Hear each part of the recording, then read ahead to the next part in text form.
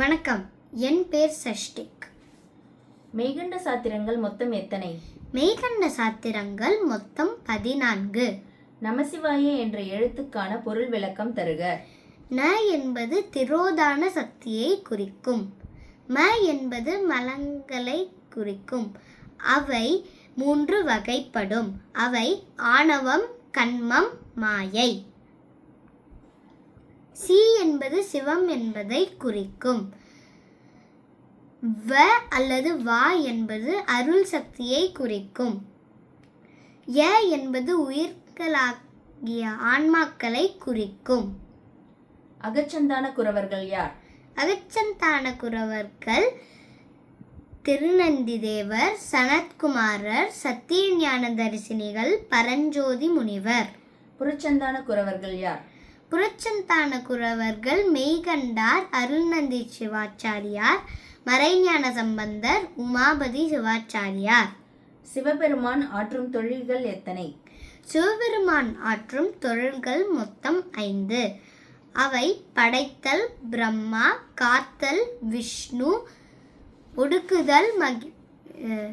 ஒடுக்குதல் ருத்ரன், மறைத்தல் மகேஸ்வரன், அருளுதல் சதாசிவம். வித்யா தத்துவங்கள் எத்தனை? வித்யா தத்துவங்கள் மொத்தம் 7. அவை காலம், நியதி, கலை, வித்தை, ராகம், புருடன், மாயை. குணத்தின் கூறுகள் யாவை? குணத்தின் கூறுகள் 3 வகைப்படும். அவை சாத்வீகம், ராஜசம், தாமசம். சிவபெருமானின் எண்குணங்கள் யாவை? தன்வயமுடைமை, தூய உடம்பு உடைமை, முடிவிலா ஆற்றலுடைமை, இயல்பாகவே பாசமின்மை, முற்றுணர்வு உடைமை, பேரருளுடைமை, இயற்கை உணர்வு உடைமை, வரம்பில்லாத இன்பம் உடைமை. கன்மம் எத்தனை வகைப்படும்? கன்மம் 3 வகைப்படும். சஞ்சித வினை என்ற கடந்த கால வினை, பிரார்த்த வினை என்ற நிகழ்கால வினை, ஆகாமியம் என்பது புதிதாக ஈட்டப்படும் வினை. கடவுள் நம்மை படைத்தாரா? கடவுள் நம் உயிரை படைக்கவில்லை, ஆனால் நம் உடலை படைத்தார். நம் உடலை கொடுத்தார். நம் உடலை நம் பழைய வினைகளுக்கு ஏற்ப கொடுத்தார். சைவ நெறியின் 4 படிநிலைகள் யாவை?